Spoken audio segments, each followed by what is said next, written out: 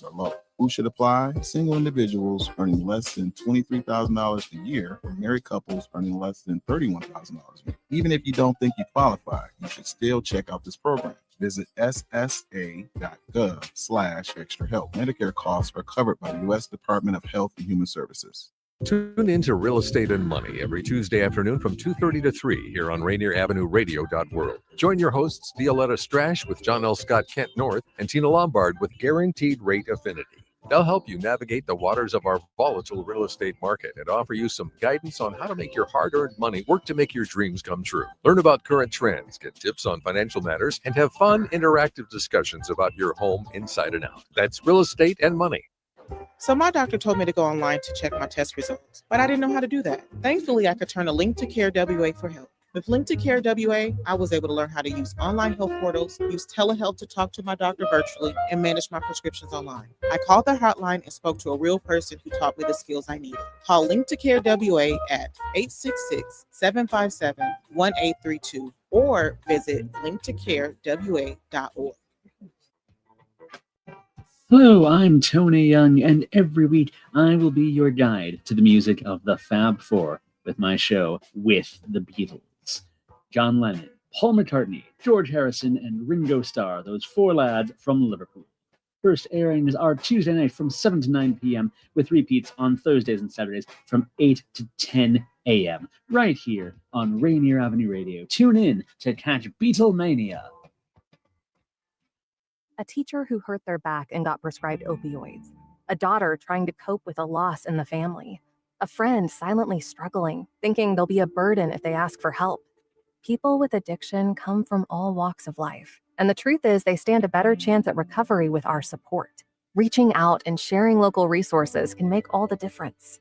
Don't count them out. More people recover with support.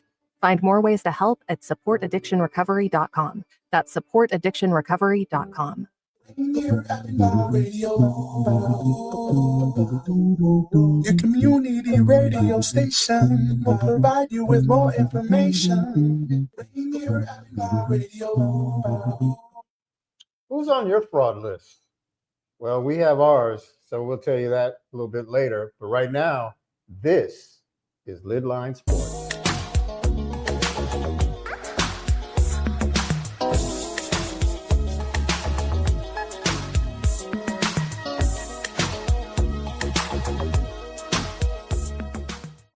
Hey, what's happening, everybody? Welcome back to LidLine Sports right here on Rainier Avenue Radio. I'm your boy, Pep. I got my man, O. I got my other man, MC. And we are here to entertain you for the fastest hour in sports. What's happening? It might be a little longer than our entertainment this time because before we got on the show, we had Pepe and MC talking about, you see they're all bundled up, talking about how they were a little close and sleeping in beds together and showers in high school after a basketball practice. So. Oh, see? Oh, went there. Okay. We can't even talk off there. Oh, my. Yeah. It's a little entertainment for us. Oh, my. Yes. Yeah. Well, I'm not going to, you know what? I'm not going to even elaborate. I'll let you guys worry about all that. I've been married 27 years and he got a girl for 10 years. Don't listen to Otis. Oh, my God. Wasn't he the one that said the Seahawks were going to win? Okay. But before we get into that, I want to give a little shout out and some respect to the great Kenny Easley, yes, who passed away Friday at the age of 66. Seahawk great. Man, it was just shocking news to hear that. One of the original LOBs. Right. And, look, 66 is still young. Very. And, me and him are like right at that doorstep of that age. And then, he's like 19. Yeah, something like that. You hear how he's talking about when the show starts. Yeah. He said young talk. He can barely buy his own drink. But anyway, yeah, he was born in Chesapeake, Virginia. And the thing is, I used to live in Chesapeake, Virginia when not when he was there, but I did know that he was from that area, and I lived in that area for 7 years back in the 80s. So yeah, a great Seahawk. Do you have anything you want to say about him? I kind of said it when he was like, he's the original LOB before the LOB existed, because he was a smash him, rough and tough and baller. And too bad the Tylenol screwed his kidneys up, and then it just snowballed and it ended his life at an early age. But oh man, he was before we got a dose of Cam Chancellor, and for Seattle, that is, a really hard hitting defensive secondary players. Mm-hmm.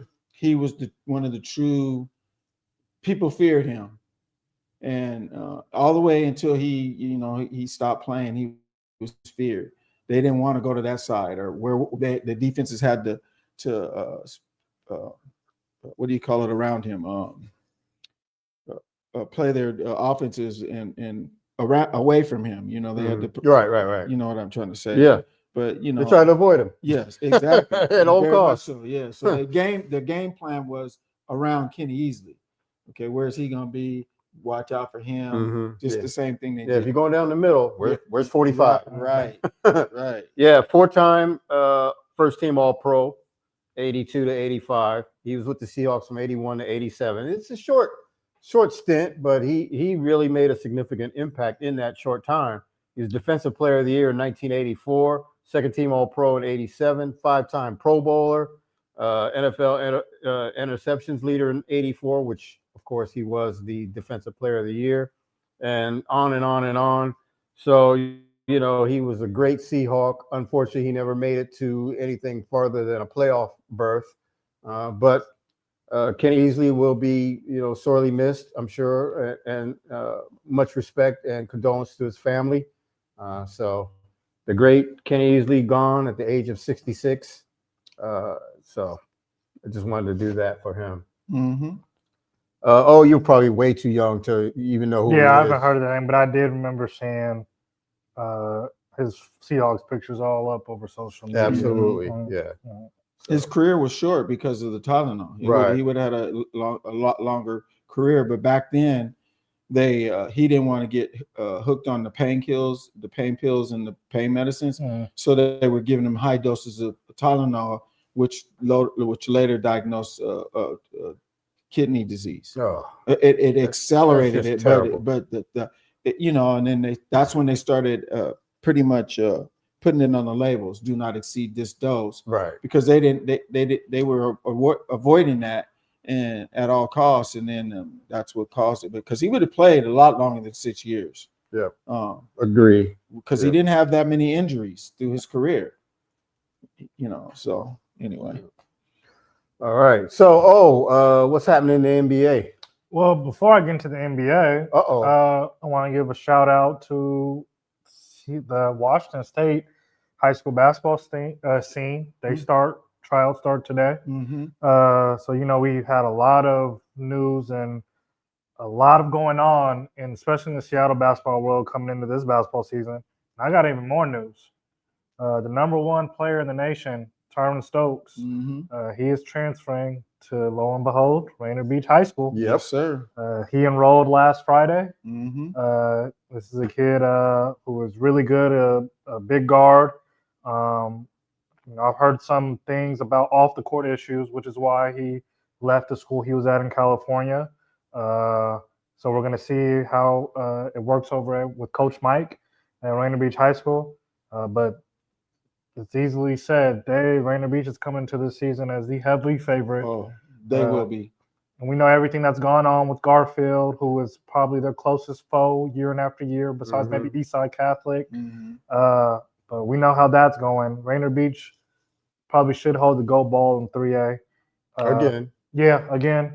I don't know much about the 4A, anything yet, but Rainier Beach should probably come out as the best team out of the state in basketball. And, it came with some scrutiny because, always does. Yeah. When you got a high value recruit coming in, especially from out of state, but even more, the scrutiny is, Brandon Roy, Rodell Oh, Smiley. Garfield. You're Yeah, talking about Garfield. those Yeah, guys get fired, and a lot of it has to do with Right. transfers and getting stuff like that. And Mhm.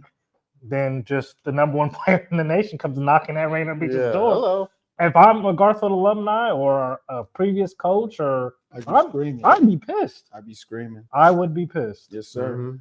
If there's one team, and I have no knock to Rainier Beach. I love that program, everything they've done. But there's one team that, for some reason, they find a way to make things happen every year with no scrutiny at all either.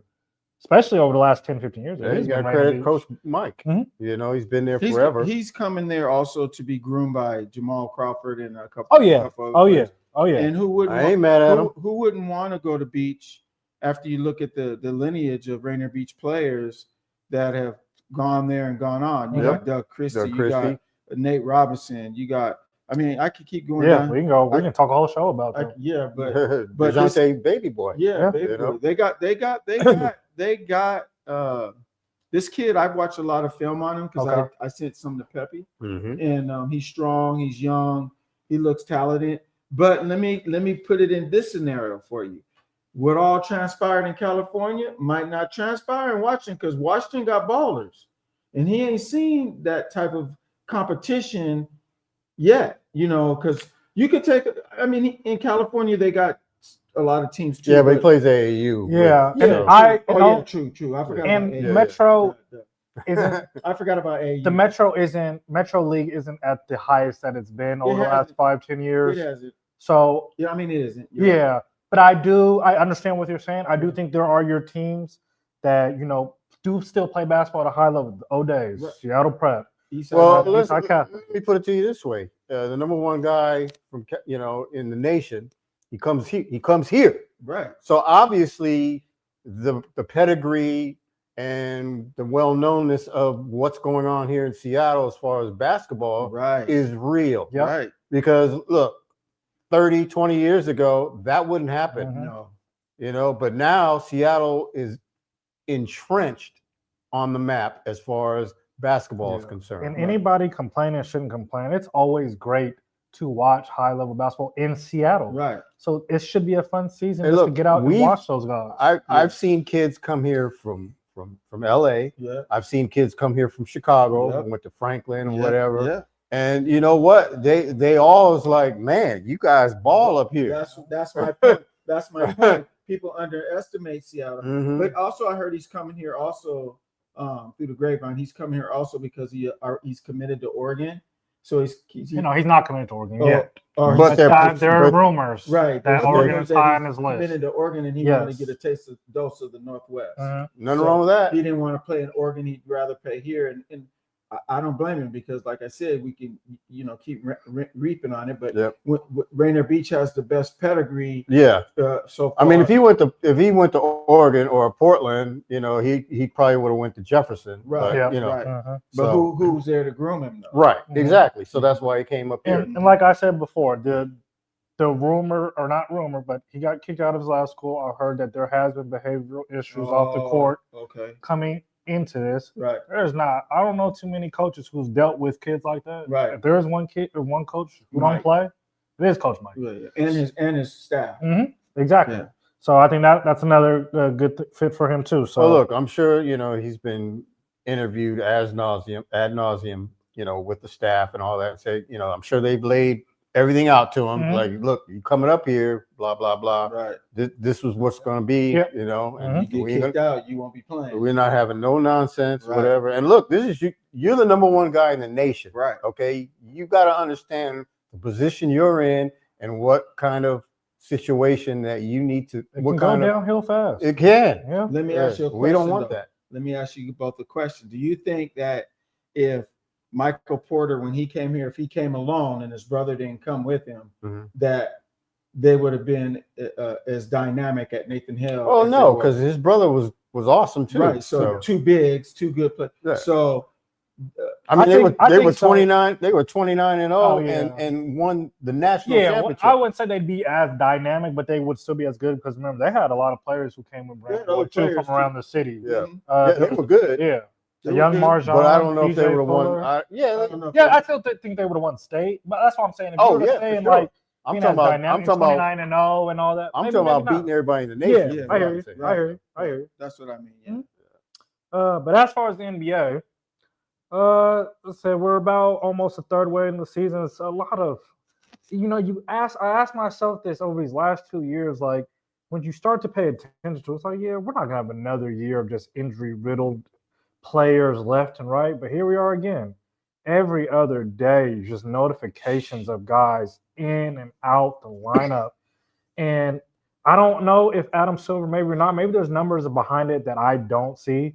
There has to be, it's a little worrisome. It's already enough guys who are coming off injuries. They don't play back-to-backs, minute restrictions when they come back. But Anthony Davis, calf injury. He's been out for the last 2-3 weeks now, and that's the other big story. That's why I wanted to talk to you guys about. Other than that, Nico Harrison, fired. Should that have something that should have happened over the summer? Or is it fair enough that he at least got given a chance? I see two ways. I still don't even think that it was fair that he even got fired because he didn't even get a real chance to even see his vision blossom. Gotcha. But I also understand from the other end because he should have never traded Luka Doncic to even give this a chance to even blossom. Exactly. What you guys think? I'm with you. I can't even 100%. I can't argue. I can't even dispute you're that. Spot on with that because when you trade a player like Luka and then you get, you get what you got, Mr. Glass, Mr. Injury prone. Yeah, he's out for the year, right? That was just a rumor. So the calf injury, over these last couple of years, or especially last year with, Halliburton dealing with a calf injury. Mm-hmm. Damian Lillard was dealing with a calf injury last year. What did it lead to? Torn Achilles. Yep. So now there's more patience with this injury now with these strained calves. It's just more of an insurance of taking as much time as possible. The rumor was before Nico got fired, AD and Nico both agreed that it was time to come back. Now with Nico, it was more so, you got to save my job. Right. So if you're ready, I'm gonna talk to whoever at the front, but we got to get you going. Right. But now that Nico's fired, the owner's like, no. I need to make sure that from the top of the top medicals are clearing you before we are even getting you back on the court. I think that's still a joke because it's way too early in the season for him to be injured already. Because his MO every year, every team is injury. So now he's got an excuse. So if they bring him back, and things ain't going right, he can say, "Oh, my calf, or my foot." It's the same old with him. I'm done with him, man. Is it true that he was out of shape too? There was pictures fat when he came into training camp that he was a little overweight. Now AD rebutted back and said this is normal, and he plays the weight off, which still kind of worries me. I've never seen him like that. It kind of worries me that you even say that as a player. Right. Are you not conditioning him? But here's the thing: you're older now. Yeah, you can't do the same thing as you did when you were 22, 23. Now that you're what?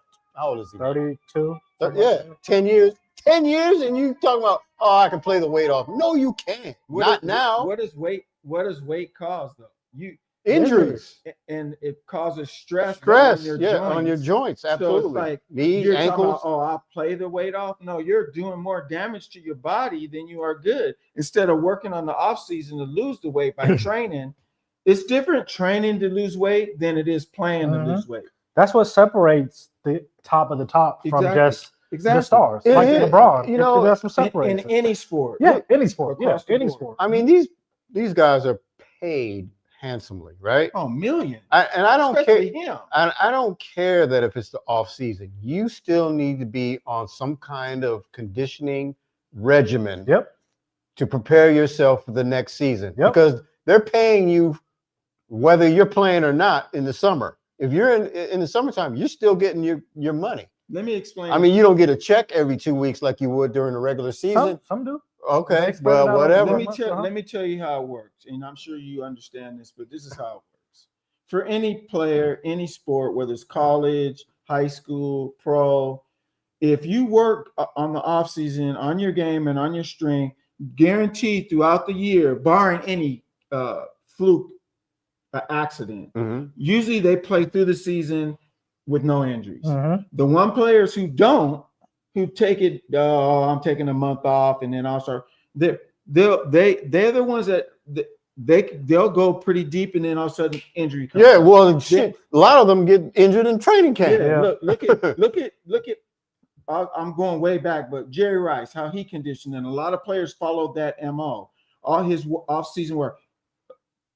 Derrick Henry, players who take a beating, his off-season workout is so incredible. There's another player, Russell Wilson used to do it. He had he stopped, obviously. Yeah, he had a special core team. He had the hyperbaric chamber. He invested into his body. He invested into his body. Braun, yes, he did it. And and Kobe, players like that, you can tell, and then you can tell the players who don't. Right. And it's just and like Pepe was saying, if they're paying you millions, it's your obligation to give back by put a little bit of that money into yourself, so the longevity is longer, and we don't have to go through this crap of load management and fluke injury. And look, when the season, calf, come on, and man. when the season's over, of course, go to Cancun or Aruba, take a couple of weeks. Yeah. Yes, absolutely. Right. But not June through September. Yeah. You do nothing, and then all of a sudden September, 2 weeks before training camp,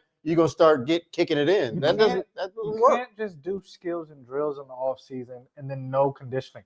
And what I don't understand either is training camp in the NBA is only 3 weeks. Right. It's not like an NFL training camp. No. You only get 3 weeks, and you got so much you got to do. You only got so much time for conditioning when it comes to training camp at the NBA. So I don't get it. If somebody at 40 years old and LeBron James can do all this on his body at 40 years old in the offseason and now through injury this summer, I don't understand why some of these guys that are in their 30s, young or older 20s, can't do the same thing. But it's starting to affect the league as I was going in. There's just too many guys. Like I said, the only two people that I kind of give grace to, because I just think their bodies are breaking down, is Joel Embiid and Kawhi Leonard. And they have to be on this regimen or they won't make it through an 82-game season. Well, look, Joel Embiid, when he was a rookie, or when he was drafted, he missed the first 2 seasons, 2 years. He didn't actually play as a rookie until his 3rd year. Yeah, we thought he was going to be a bust like the homeboy for Portland, Greg Oden. Yes. Yeah. So I don't know. I mean, should the NBA kind of curtail on the back-to-backs, or maybe I'm thinking back-to-back is in games. I think training camp needs to be longer. I don't know if I feel like it's been shortened over the last decade, but I do think that there needs to be, especially, and I think in the summer, there should be mandatory teams getting together in the summer. Oh, like OTAs. Like OTAs. I do think, and it sucks that we're getting to this point with NBA because they do so much during the summer. Right. Anyways. Right. But I feel like a lot of these players, they are kicking back in the summer. And it is a lot of just skills. I don't know. What do you think about this aspect, that if teams start going this route, okay, we're going to give you your $150 million, $200 million contract, but we're putting these stipulations in your contract. We're putting these stipulations in your contract that you're going to be limited on load management because you're going to have to give us this kind of workout off season. The only problem with that, Carter, is it's a good thought, NBA but the Players players Association will never go for it. But I agree with you. It's come to that point that the players have gotten so much empowerment over these last decade that this is what it's come to. And if I'm an owner or front office just watching this, and on top of that, but you have to do your job as a front office, and you do have to take care of your players. So you're aligned with these regimens because you understand this may what it takes to prolong your player during the season, and it sucks, and not damage the image of the NBA. Yeah. Load management. I was talking to a guy at work the other day, and I was like, what sucks the most about this? Is he listening today? He said he would on Instagram. Okay. I don't know if we can see Instagram posts, but he's saying, I was telling him, I would be so mad if I already get mad because I turn on the game to watch it, and then all of a sudden I say, well, there's a couple guys that I wanted to see play, stars, and I look at the injury report, and they're out on injury. I'm thinking, so can you imagine getting all geared up and going with your son or your daughter, be all stoked, get to the game, and then all of a sudden the player that you came to see is sitting on the bench or not even in the arena. Yeah. I mean, that's a joke. That's turning it into a pure entertainment. Yeah, I hate that because a lot of times, especially for West going to East and East going to West, you're only at that other arena one time. Right. And so that means that if you're not playing, wait till next year. Yeah. That sucks. Yeah. Like I said, I hate that I keep using this the older I get. I understand you guys when you guys talk about the sports you love and the older you're getting, like, man, it gets a little tougher to watch. Yes. In these other eras. And I try not to be that, the OG when it comes like that. But it sucks. I have League Pass. It sucks that I turn on some of these games sometimes. It's like, man, the stars aren't even playing. Right. Now, luckily, I love it enough that I'm going to still watch and watch the young guys and all that. Mm-hmm. But like it's Zion, just clockwork out. Anthony Davis, clockwork out. John Morant, clockwork. These guys are out. And these are guys that, just like you said, families will pay to watch when they come into the arena. And like I said, I just don't know where to go. So I'm watching OKC play today against the Pelicans. It's like I almost just want to fast forward this regular season. They're so much far ahead of everybody, and they're without Jalen. They're without Jalen Williams. Oh my God! Can you imagine? Just blowing through the NBA. Just blowing through them. Man, can you imagine? No. Jeez. Cleveland's balling out. Detroit.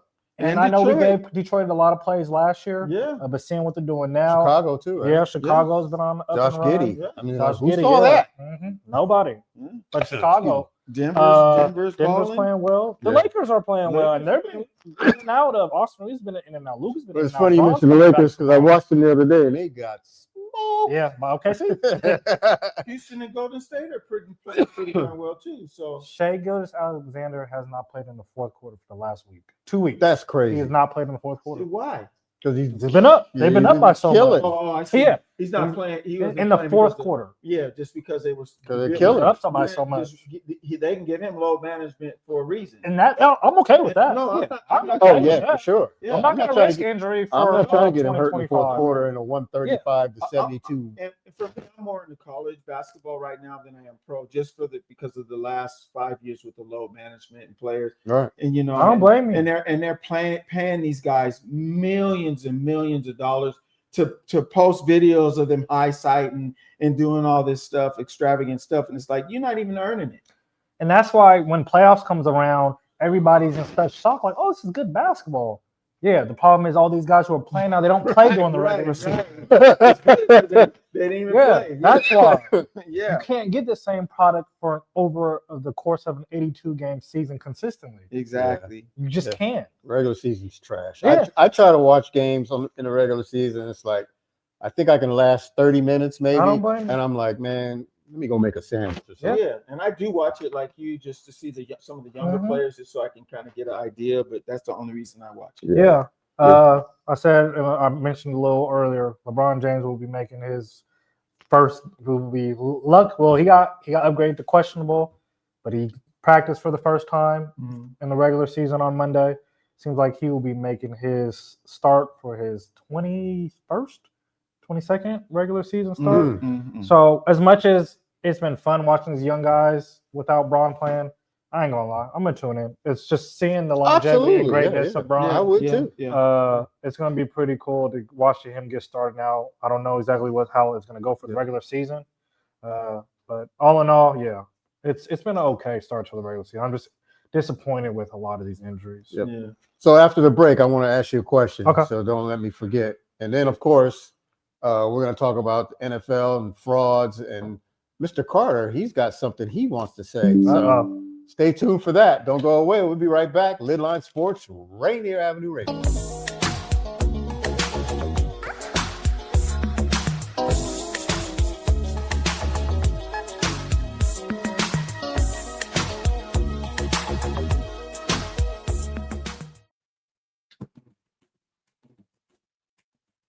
Rainier Avenue Radio. Rainier Avenue Radio. Are you in need of new or gently used clothing? Hope's Community Closet is here to help. We offer a wide range of clothing for men, women, youth, children, and infants. Join us on the fourth Saturday of each month from 12:30 to 4 at the Silent Task Force. We're giving clothing with care, community with heart. Lovely Ladies Lemonade for sale, and shop to the sound of old school soul. Any questions? Contact Alicia Kennedy, Executive Director of Women United at 206-316-7601. 206-316-7601. Come and find the perfect outfit for you and your family. We look forward to seeing you there. Hello, listener. What's important to you about what's going on in your community? Are you interested? Are you concerned? In any case, I invite you to tune into my show, Seattle Here and Now, on Rainier Avenue Radio.world. Why? I will be covering a wide range of topics important to you and impacting the community. Each show will have a special guest or guests to share with you information on a variety of subjects that are happening here and now in Seattle.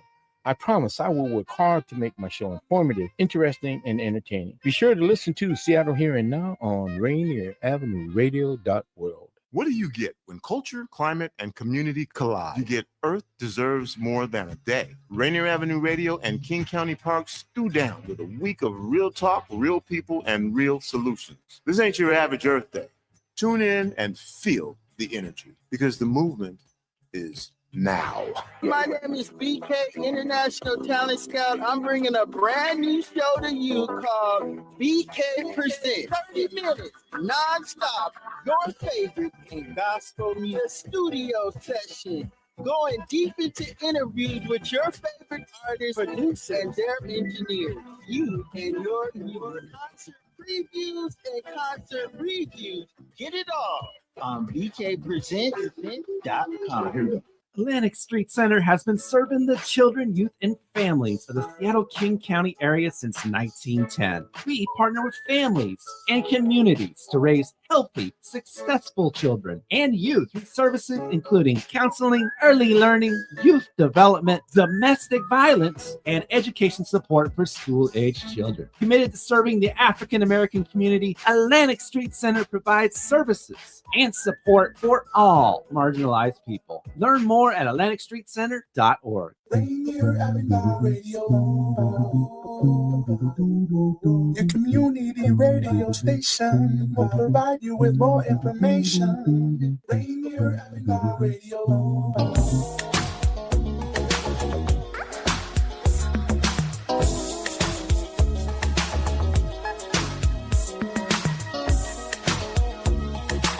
Hey everybody, welcome back to the show, LidLine Sports, Rainier Avenue Radio. I'm Pep, O, and MC. First half of the show, we covered basketball pretty much, and we gave some respects to Kenny Easley. So if you missed any part of that, you could probably hear it back after, tomorrow or something? How long does it take? Yeah. All right, after the show. There you go. So anyway, I do have a question before we get into the NFL. LeBron James is coming back for the Lakers.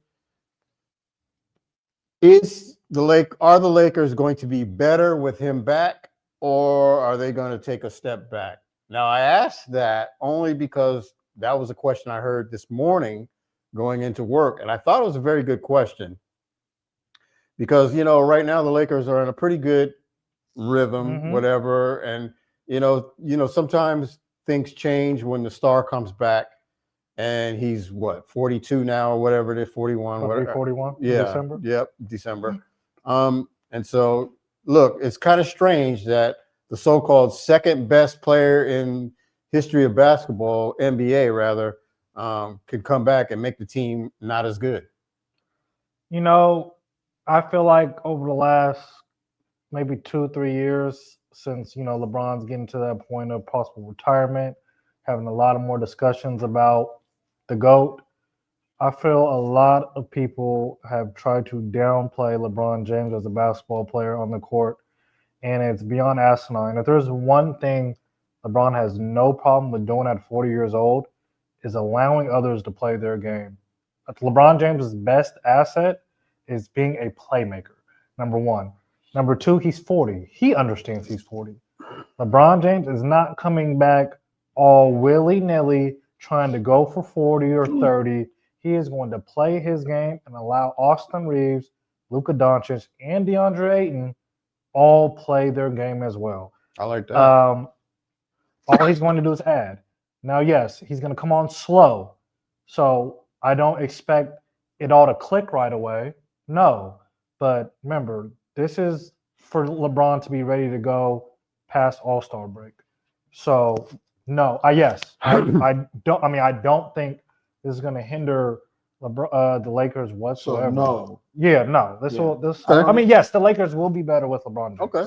I think they will be better. I think they'll just be just as good because they gelled already. So they know each other. Exactly. And they know what to do. And he, like you said, he's not coming in to play diva ball, even though that's his style. You know, he knows what to do. And his objective right now at this stage is to get to the finals. Exactly. So he knows it's going to take whatever he has to do to get to the finals. Now, he knows if he goes in there and he plays that diva ball and it's going to distract and it's going to hamper him. But if he goes in there playing a role player at his age, a role star player, not just a role regular player, but a role star player, then you'll see that Lakers should get better. All right. Now, the real question will be, and we won't be able to answer that today, will his body last for a regular season playoff? Right. Yeah. That's the real question. Right. There it is. All right, cool. All right, let's get on to the NFL. We had some really big matchups on Sunday. We had the Bills and the Bucks, Eagles and the Lions, Broncos and Chiefs, and of course the Rams and the Seahawks, which we will go to last. But Steelers and the Bengals, that was a pretty Steelers a pretty big game.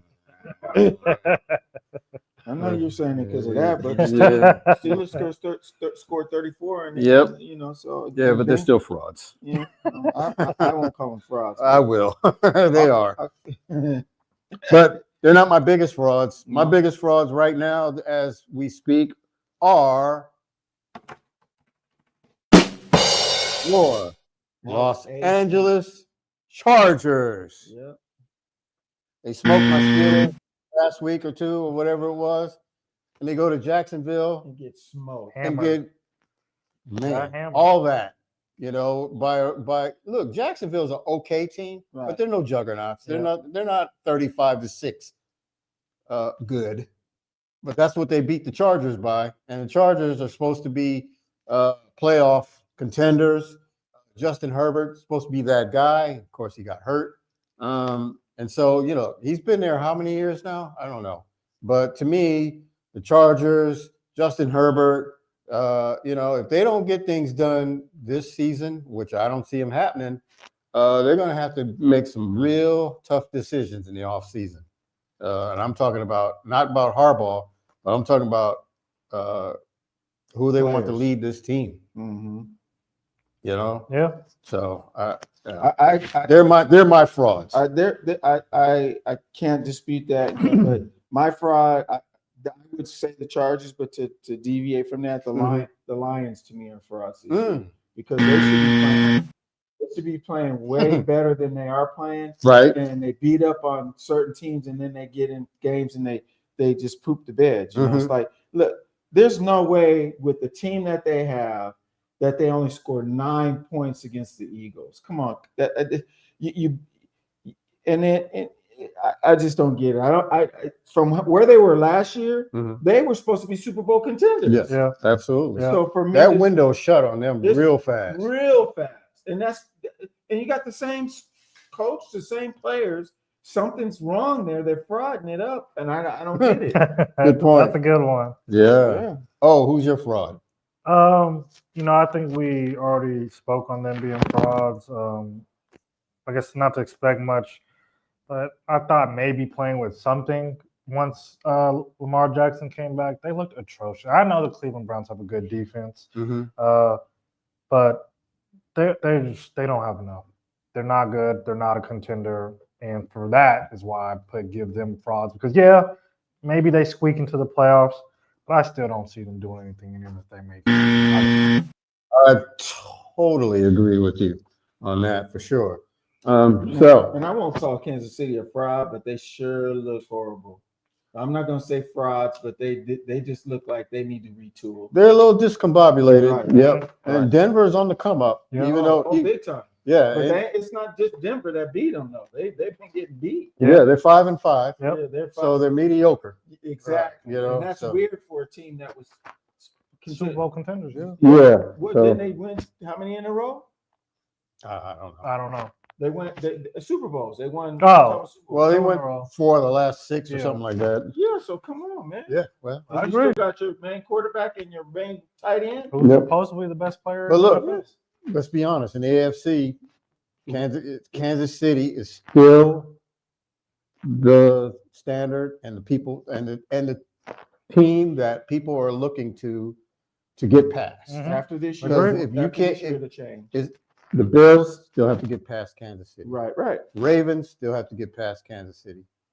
Everybody right now still, when it's all said and done, know Have to that the get past Chiefs will be in the playoffs some kind of way.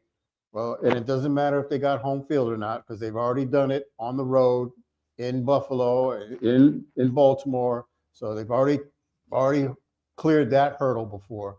So now in saying that, Mhm. I'm going to lead into the Seahawks, because in saying what you said, the Seahawks, in order to be the best, you got to beat the best. Mhm. So you got to be able to beat San Francisco and the Rams. Right. People were talking about, the next 4 games. If they win the next 4 games, they'll be 10-3 or 10, whatever. That does not matter, folks. What matters is you have to beat the Rams in your division and the 49ers in your division.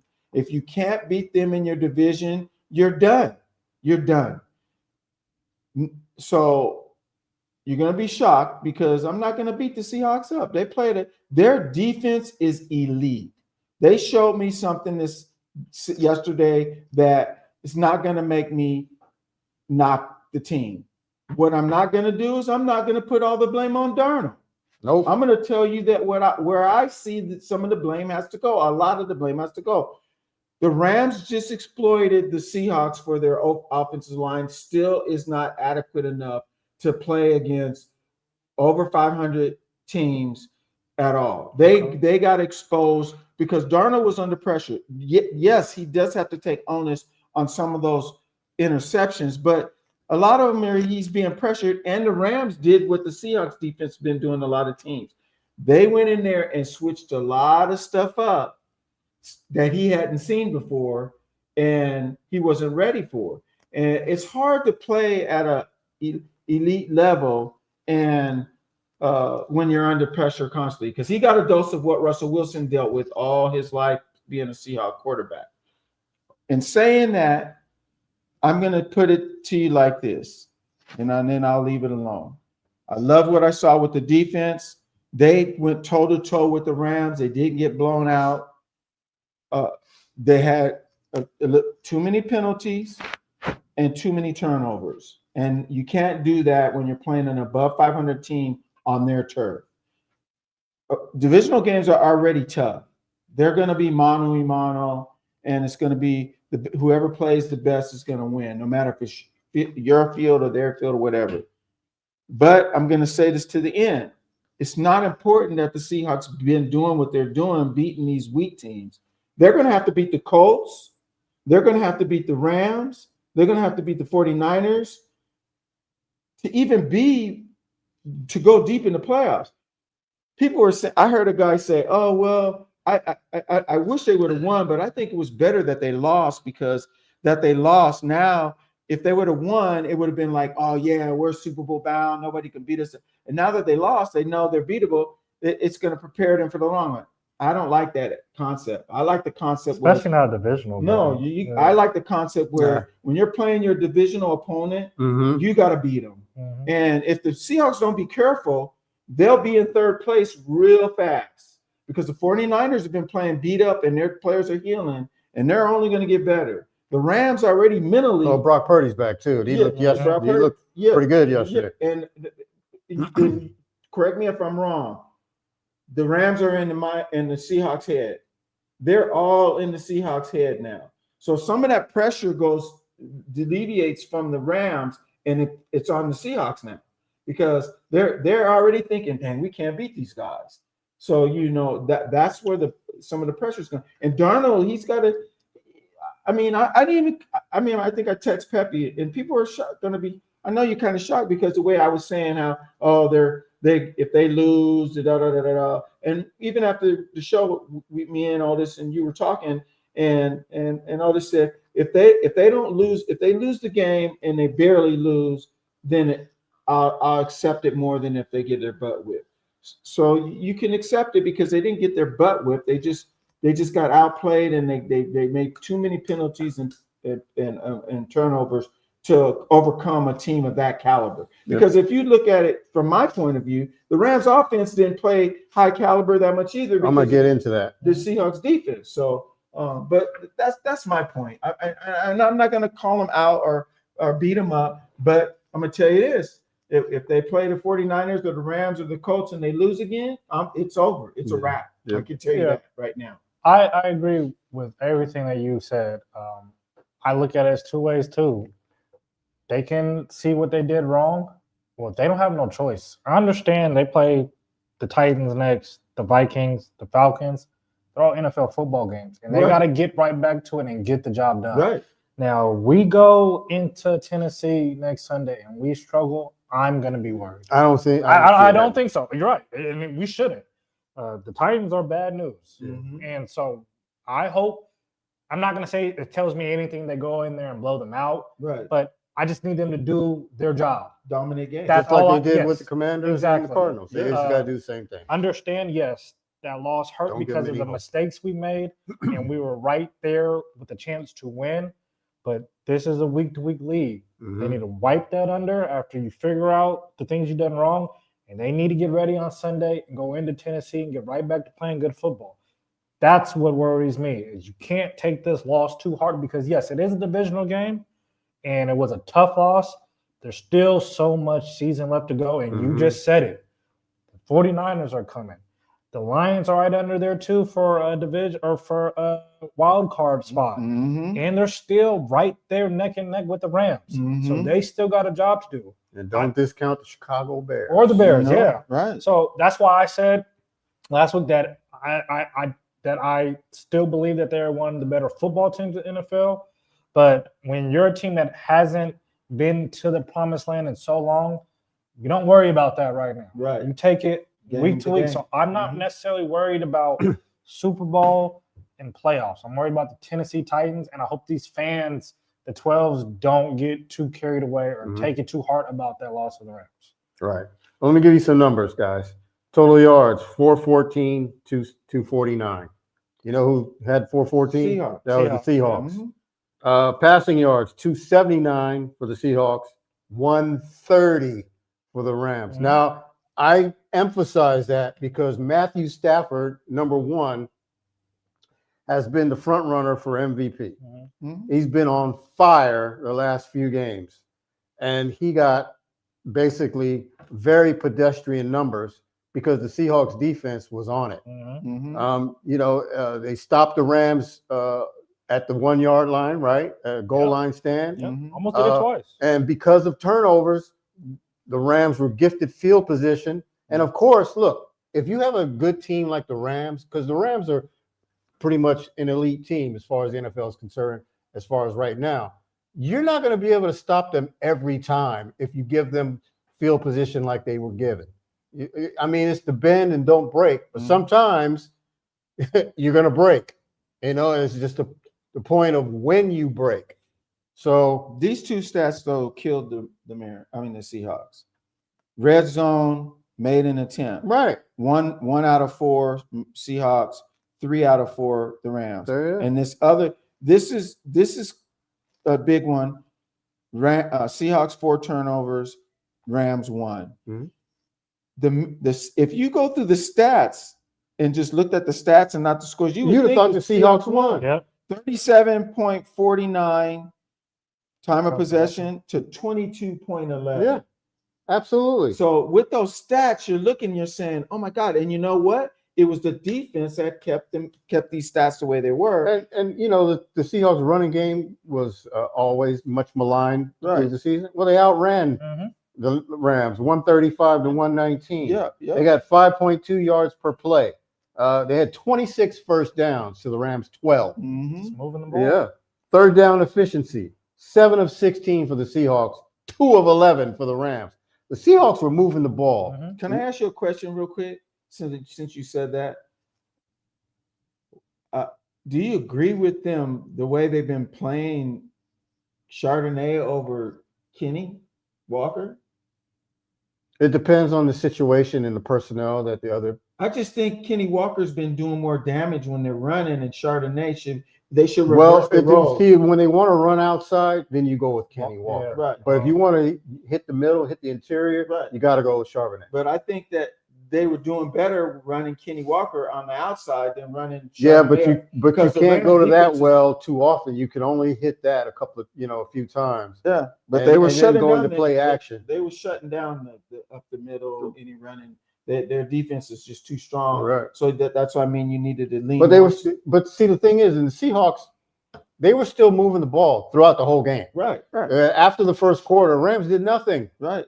Really, they did nothing, and so it took a miracle punt. Really, I mean, if that's not the greatest punt ever, that was a hell of a punt. You can't get a punt that close to the goal line and not be a touchback. Right. It's impossible. Right. And it took that to get the Seahawks backed up, and the Seahawks still got to midfield, just past midfield, and to attempt a field goal to win the game. Yeah. Can you imagine if it was just a regular punt? And it just went to a touchback. Yeah, I mean, seriously. That was one of the best punts I probably have ever seen. I mean, things like that, and look, Sam Darnold had a terrible game as far as four INTs, 4 turnovers. But look, he still was bringing it. He was still slinging it, and he was still leading them down the field when they needed it. Yep. And so, you could clown on Sam Darnold all you want to, but this is not the same Sam Darnold that was in New York, okay, or the same Sam Darnold that was in Carolina with Baker Mayfield. This is the Vikings and Seahawks Sam Darnold, who's much better, and this will only make him better. I definitely don't like the analogy of they should, this loss is a good thing. No, it wasn't. Yeah. This loss was not a good thing. Right. Especially when you look at the. You know who said that? Hugh Millen. Yeah. No, he's nuts. Because you quote me on that. I was listening to him. I was like, get out of here. No. When you look at the stats, you're sick because you didn't win the game. Mm-hmm. You have stats like this. You have to be you've got to win this game. And I hope and everybody. the reason why you didn't win, folks, is because of turnovers. And yes, absolutely, Darnold made bonehead decisions, but he also made some great other decisions, to keep them in the game. And this team knows that, and they're not abandoning ship, or they're not complaining, or they're not Genoing him, right?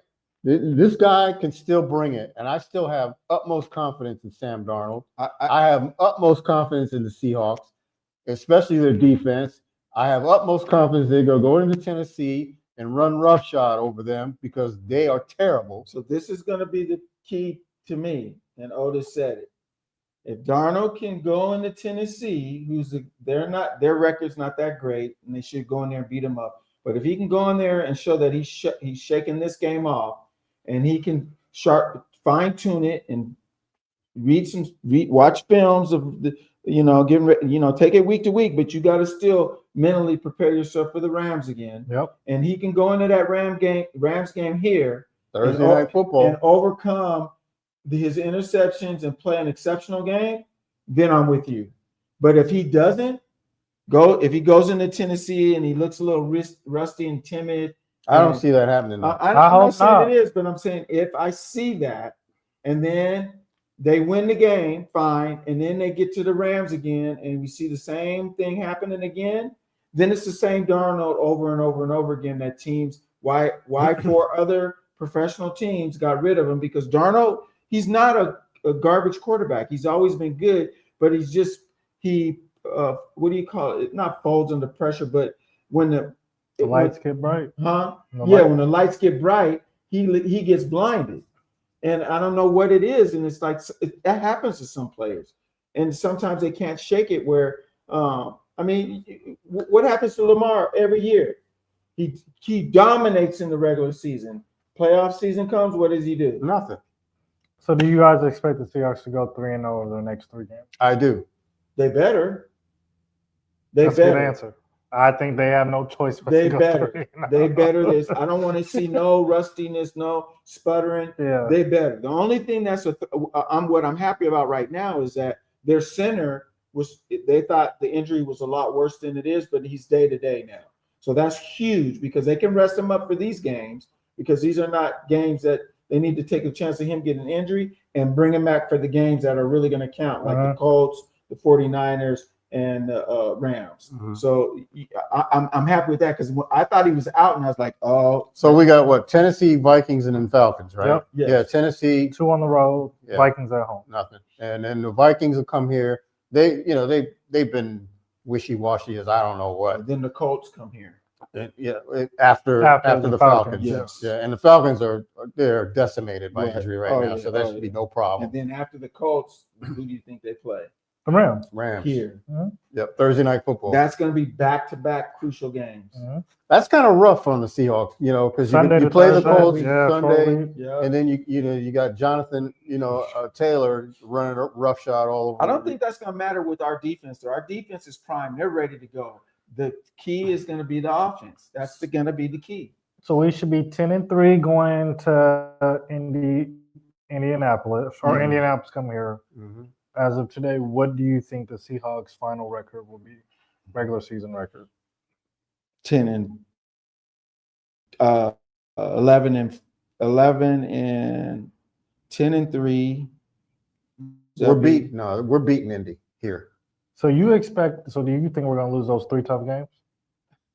49ers, Colts, and Rams.